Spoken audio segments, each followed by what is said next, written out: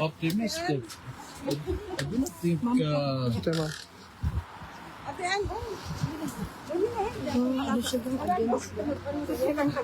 wouldn't see the ICC as a I do not know. I cannot be optimistic about the situation since this is a foreign institution and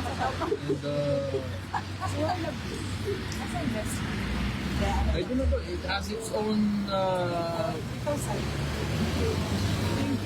issue. Even the United States sanctioned the ICC, right? They have issues with the United States. So it's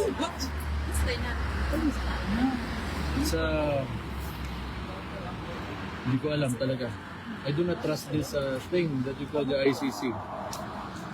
Because most of the people that are in there are from developing countries. Correct. Wala kang makikita dyan na you know, from the EU or whatever, or Western countries. You know, you don't find people there from a West-leaning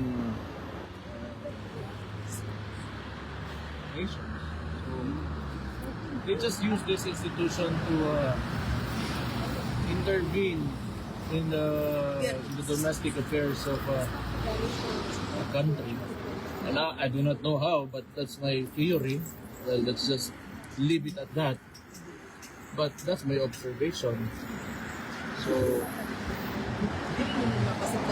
now, pakialam talaga kung anong magiging result nito. All I care about is my gratitude to people who are supporting my father, those who believe in him, and especially the things that he did for the Philippines during his administration. So yung mga naniniwala sa kanya, mas may pakialam ako doon. As far as kung ano mangyayari dito sa ICC na yan, I do not trust that institution. Well, there should have been a proper way of putting him inside the detention unit, and he was supposed to go to the local courts, but none of that was followed. The protocol was not followed. Okay? So, why is he there? So that's the main question. Yun pa lang, kailangan pinag-uusapan na natin. If that institution is truly, you know, for lack of a better term, kung maayos talaga, then they should send him back and follow the usual process. Diba? Kung talagang honorable itong institution na to. Because they know for a fact that this person inside, who seems to be my father, who is my father, kinuha, nilagay sa isang eroplano without going to the local courts and was sent here in the Netherlands into the detention unit. Yes, correct. So, anong asahan nyo? Yes. So how can I be optimistic in an institution that cannot follow its own rules? Yes. Mayor, just to be clear, no member of the family watched the proceedings. Is this intentional? No, hindi ko naman alam kung nanood sila or hindi. Nalaman ko na nga lang sa inyo na ano eh, na hindi sila nanood. So hindi naman siya sadya. Talagang hindi lang on your part. No, because you know, if you really want an answer from me, it's just the narrative of the left against our narrative. Yes. That's it. Sino ba yung mga nandyan? Mga NPA naman yung mga nandyan. Kasi sila yung tinamaan during the time of his administration. And they went around Europe and playing the victim card. That's it. That's basically it. And that's my narrative. So, it's my word against yours and yours against mine. Mm. And then also, sa proceedings, si Mr. Kaufman, essentially two points. One is that it's politically motivated. And second, that there's not enough evidence.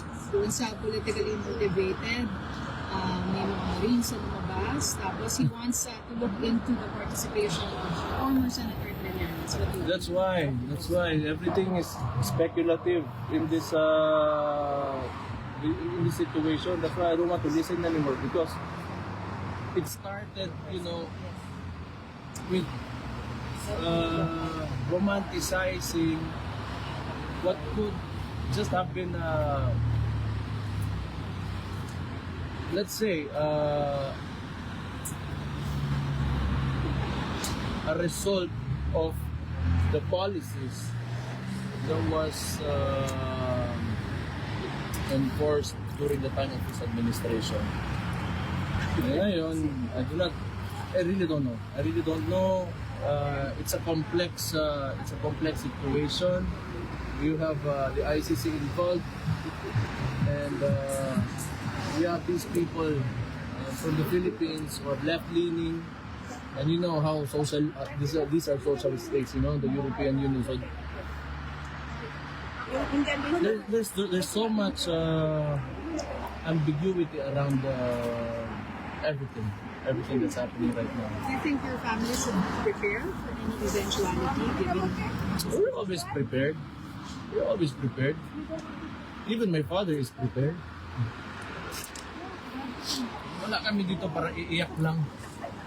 You know? It's politics. Most of it is politics. Kayo po, humingi ba ng advice sa kanya sa pamumulo sa Davao? Wala naman. Hindi siya nag- No, I just ask him kung may gusto ba siya, you know, if I need to do anything. Kasi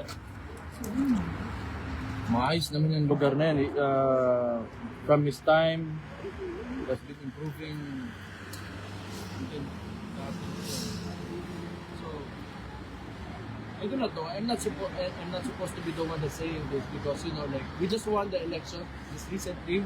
And the best, I think you should ask the people how they feel about the governance in Davao City. I'm not the best person to answer the question. If you want empirical, you know, data, ask the people. Do not ask the politicians because the politicians will always promote themselves. Pero kayo po walang balak to run for a higher office. Why would I? Hindi. Tangin lang yan. Because there was a survey. I'm tired and sick of it all. Wala. Okay na yung Davao kung may mahalal tayo na maayos na presidente na talagang, you know, like that will take care of the money of the people. Tapos, you know, it's well allocated and the national government is somehow decentralized enough that, you know, like the provinces will benefit from it, then why not? You know, I can always work under an administration if ever nandyan pa ako ng panahon na yan, as long as the head of state is of sound mind, not this guy here in Malacanang right now. My supporters, I think, my father's supporters, of course, unang-una sa lahat, maraming salamat. Pangalawa, alam ko because you really believe in my father, nasasaktan din kayo, but kailangan yung tumiis lang kasi nasa sitwasyon tayo ngayon na di natin naiwasan or di natin pinili. So kung ano man yung mga nakita nyong or if you have learned anything or may gusto kayong nakita na gusto nyo ipatuloy, then you can manifest this through votes. Kung may nakita kayo, kasi wala na, because nobody can run for the presidency again. So if you choose another leader for the Philippines, then piliin nyo yung tao na kung saan nyo nakikita yung nakita nyo sa tatay ko. Nakikialam, may input din po ba kayo sa case na, for example, sa Alam mo, ma'am? Kaibigan tayo.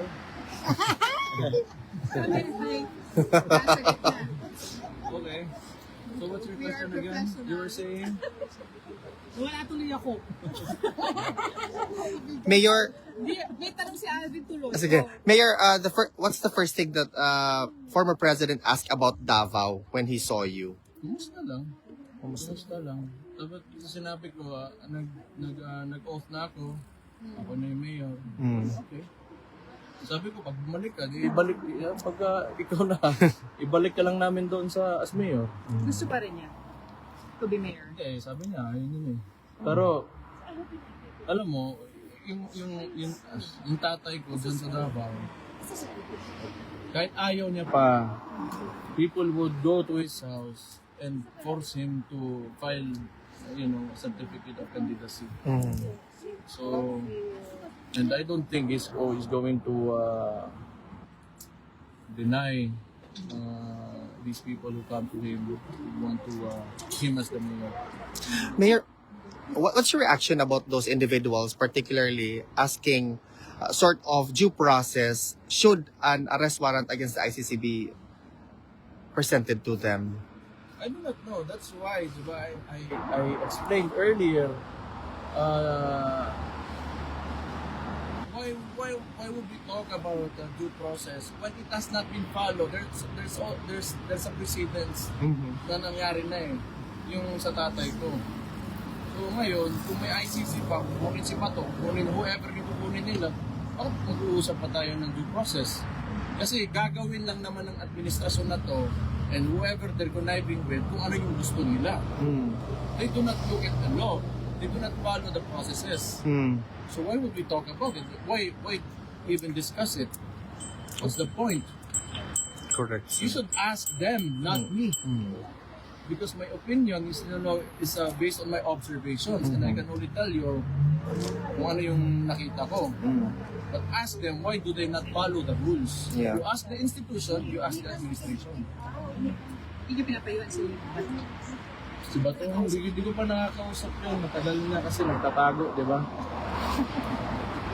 Yung nasa case pala yung sa lawyers. Nag-interview pa kayo doon if you're satisfied with the performance of the people. Or that's up to the VP? Oh, mostly kay VP. Because I'm not a lawyer. Alam mo yun. Sige, syempre, may mga opinion ako, pero tingin ko, immaterial na rin kasi sa case. Like, what? No, it's just out of frustration. Na, alam mo yun, tagal, di ba? Syempre, gusto mo yung makalabas na yung tao. Ganun lang. It's just, Pero walang parang to get another set of lawyers. Kasi parang sabi ni Mr. Kaufman kung confirmation of services. So, if it's up to the family if you will ask him again. yeah, kung may ganun mangyari, it's up to the Vice President. Kanya na yun kasi siya she's the leader of the pack. Okay. Alright, thank you, sir. Thank you, sir. Para sa inyo. Thank you, sir. Para sa inyo na because Hindi ko alam. walang ganun. Hindi ko pa alam. Thank you, sir. Mabuhay ka. Thank you for the time. Welcome. Sino yung magpa-picture, guys? Actually, Alait na kayo ba? Bye-bye, ma'am. Thank you, ma'am. Picture kayo, ma'am. Sige, ma'am.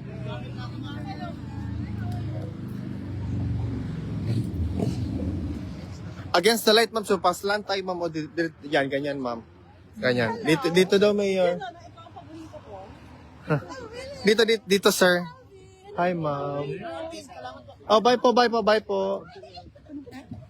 Ako, ma'am, babe. No problem. Later, ma'am. Dito kang okay, sir, para maklaro kayo dito.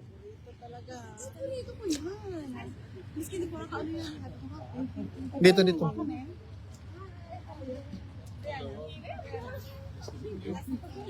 Hala. Kuyawan ni madam. don't kiss, ha? Don't kiss. Sige na kang sino yung next?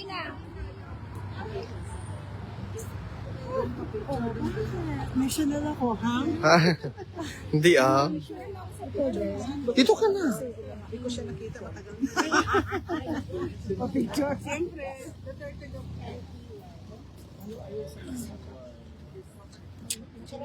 Parang sasabog ng phone ko ata.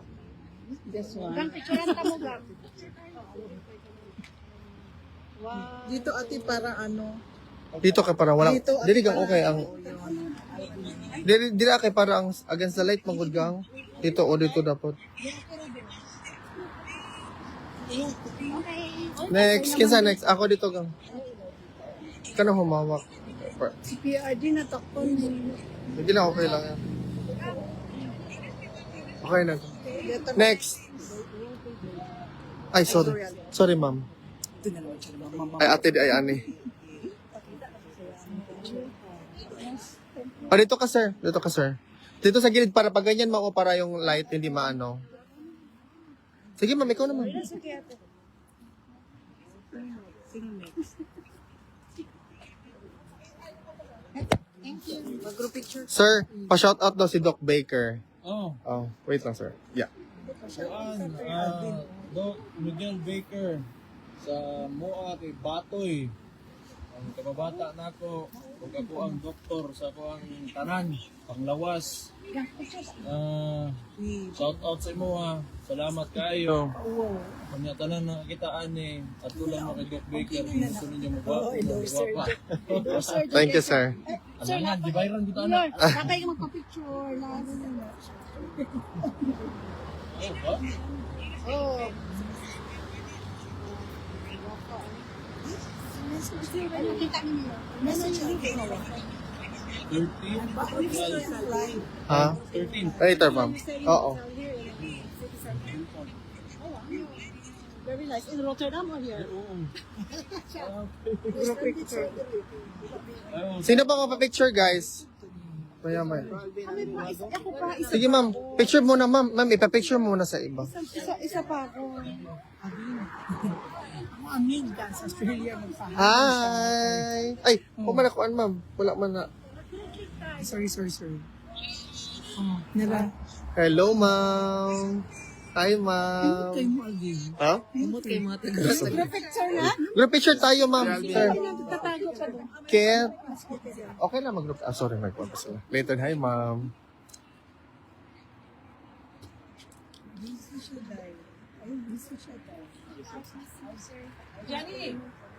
Group picture muna, ma'am. Group picture. Ma'am, group picture, ma'am. Oh, si Zen man. Si Zen Hernandez, kaya tumurag ilang main anchor man na og sikat. Duha na sila. Actually, Sir Mayor, ganyan na ako ganyan na, di ka magpa-interview. Yan, na-stranded man sila diri, kaya wa may flight to Dubai. Nagpakuan sila. Okay na. Mama si Kitty. Oh, naroon. Apil dadto ka. Sige, ma'am. Okay na, ma'am. Okay na. Ready? 1, 2, 3. O, kuha, uy. 1, 2, 3. Perfect. Andyan, oh. Gusto niyo kumain ng sampurado, Mayor? Sige, Yor. Kate, magpa-shoutout to si... Magpa-shoutout. Salamat. Kumain ka sa dami. Magpa-shout... namin si Tatay Dino. Magpa-shoutout to si Doc Baker. Oh, Sige mo, wait lang, ha. kaya nakon. Yun siya. Wait lang. Go. Kuya Mix, Kuya Batoy, Doc Baker, shout out from the Netherlands. Daghang salamat sa pag-maintain sa akong kagwapa and nakita na po kita kay pareho ba yan ta mga sipat. Miss you guys. I love you and Belinda. Thank you, Kit. Thank you. Ginitan ka? Oh, kansa, sir. Hello ka, Mikey. Sino sa try ko ka yan? Kauna dyan na siya kung gusto mo. Murag diri pag yapon dapat balik taroy. Very simple talaga sila, guys. Super humble and simple talaga. Kumakain din ng champurado. Ayan, si Mayor kumakain. Ay, daging kay tao day mauwa pa day. Magkakag na day. Oh, ma'am, kaon mo bamba? Oh, dali, ma'am. Na introvert ko pa rin sila. Okay na na hindi. Buwan siya po. Later na ako, ma'am. Kaya ka na naman later. Hindi nga later. Hindi nga later. Hi, ma'am. Ma'am, champurado, ma'am. Sige. Welcome to you again. Na-stranded di po ng ABS-CBN. Kaya ano man sila, yung Qatar something. Kaya, Qatar Airways na nagpa-rebook sila. Papunta sila sa... Ma'am, Chinese. No. Come on, Mona. I don't even know how to work this out. 1, 2, smile. Okay. Muli sa kahamis. Nax naman. Shout out sa dire, mama. Shout out sa dire. Ha? Ay, ano, shout out. Shout out. Oh. Tsaka Dals. Uy, Malu. Si Malu nagtanaan. Hello, Malu. Nagtanaw ko din sa mong friends. Ta, diri. Di sila mo champurado kay mga steak lang pangaunon. Char. Ay, di. Yung ko, hindi. Gihay na tika. Maikog Uy, tayo. ang alarm. Thank you, Sir Alvin. Ayaw doon. Ma'am, kaon ba daw kayo, ma'am? Oh, champurado, ma'am. Ay, kaulang, ma'am. Sabi na ba dito, to refuse an offer is a great insult. Yes. Oo. Duha ka bukid mo account? Galay. Dili, uy. Kanya kanina ako normal lang ko. Ka-video lang ko. Nanguli na silang. Kinsa to silang. Kasi Of course, sorry, ma'am. Padala ko sa No problem, Kaibigan ma'am. Sir.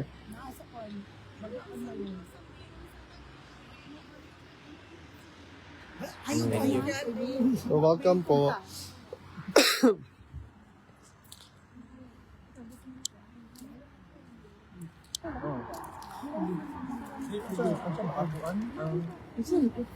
ikaw ang kamon. Later, okay. Taga Davao, taga? Butuan, ma'am. Ah, okay. Kung hadapit sa Jamag, no. Nasa mga classmate mo, nagabuto. Mga buutan na may taga-Butuan. Buto siya, karak. Hello, ako kabalo. Siya na. Buutan na yung mga taga-Butuan tawon, oy. Kailigan man kamon, di I ba? love po. MSUIT ka na-graduate, madam. MSUIT ka na-graduate. Sa Cebu, Sangkar. Ah, sa Carlos. Dili, uy, CSU lang, ma'am. Social. Ikaw, sir. Baker ka. Yung kamay. Muna yung mga. Gamay, skin. Nanag- Serabi akong skin, ma'am. Serabi akong gamit. Eh, Lami mo bugay skin. Dahil yung agtang, di ba? Thank you, tita. Uy, mukhaon sa ni Malu. Mm-mm. Day- ay- Sir.